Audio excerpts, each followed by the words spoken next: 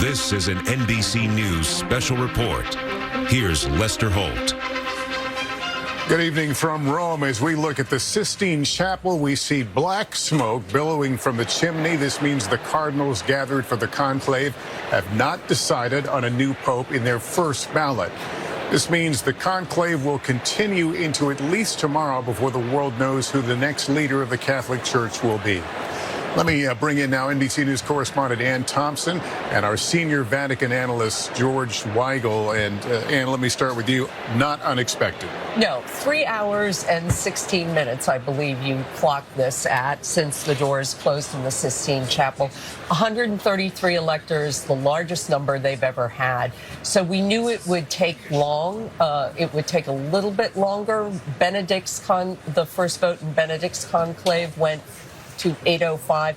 This was a lot longer.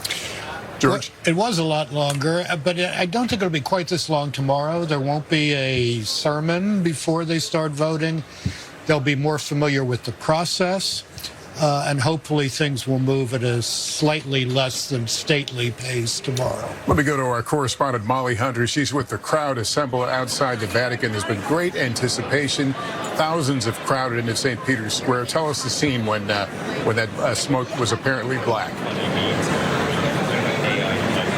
Lester, I just want to show you the crowds are now streaming out of this area. There has been so much excitement, so much anticipation for the last 3 hours. And I got to say, every time there was kind of a gasp or a clap, everyone would get their phones up and point it towards the chimney. I just briefly want to introduce you to Elizabeth and Randy.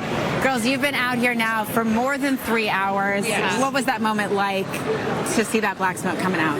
It was, I mean, kind of crazy. It was. Yeah. It was a lifetime experience. We've never been able to experience this before, so just been awesome to get to finally have that moment of relief and also a historical moment for us. Yeah. Well, you guys are also lucky. You're in town for the next week or so. So you think you are definitely going to see a new pope come in. Yeah, we're hopeful, very hopeful. So seeing the black smoke's a little disappointing right now, but just because we're ready and excited to see what is next for the You'll church. be back in the morning?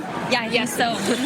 Definitely back in the morning. Lester, look at the crowds just streaming out right now. A lot of the people that we have been speaking to for the last 3 hours standing out here will be back tomorrow. They will remain on smoke watch. And everyone is echoing that. Hopeful is what we're hearing tonight. Molly, thanks very much. Remarkable scene there as we continue to watch the black smoke billowing from the chimney. There was no mistaking it. In past conclaves, there were a few questions of what we were seeing, but very clearly black smoke, meaning there is still work to do for the cardinal electors as they return to voting tomorrow. Ann Thompson, you're with me. A lot of folks will probably try to read a lot into the long period of time that they were working essentially on just one vote. Right. Well, part of it is they have to get used to it. I mean, they have to write the name of their candidate and then walk the ballot up and then swear an oath and put it in the urn. So there's some of that, but I don't think you should take anything from this. It's just the first vote, and it's a bit of a beauty pageant. Is that fair And to say? it's a first vote that was preceded by what I think we can probably assume was a fairly long sermon from the former preacher to the papal household, Cardinal Cantalamessa. I wouldn't read much of anything into this except that it takes a long time for 133 often elderly men to walk up and cast a ballot. Be a little bit shorter tomorrow, I think. So now that the voting is over for today, what is likely happening? I presume they'll have a meal. Do they talk about the candidates at this point? They'll go back to the Casa Santa Marta for dinner. Those tables usually organize themselves by national group or language group. I'm sure there'll be some discussion of what has happened today. Of course, we have no idea what the voting pattern was today. They're often complementary votes cast on the first ballot in a conclave to someone who's suffered greatly for the church, someone who's served the church a long time.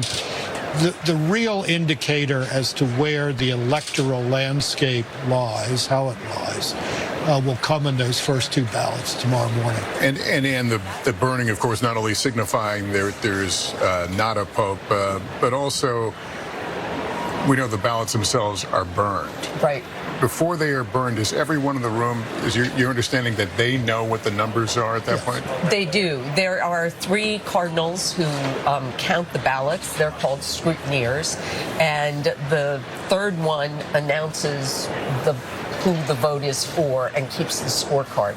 And then there are 3 other cardinals that verify the count to make sure it's right. So those cardinals in the room have a very good idea of who got the most ballots on the first vote.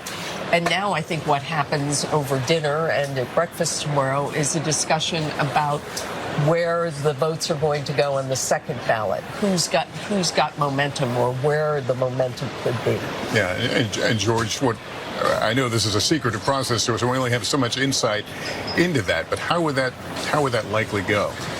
The general pattern, Lester, is that if you can grow your vote total, you're in good shape. If you peak at a certain point, flatten out, your candidacy is most probably over. But in a supermajority voting system like this, where you need 2/3 to win, a strong minority of 45 can really drive the decision-making in a way that's not the case when you have a majority voting process. One other thing to add to what Ann just said, individual cardinals are keeping their own scorecards. Now, they're supposed to have those destroyed before they leave. But yeah, no, I think tomorrow morning they'll have a much better idea of what the correlation of forces, if I may say so, like that, is. All right, let me go back to St. Peter's Square. Molly is standing by there with the crowds, thousands who packed in for a view of a large jumbotron there in front of the basilica, showing focus on that chimney. Molly?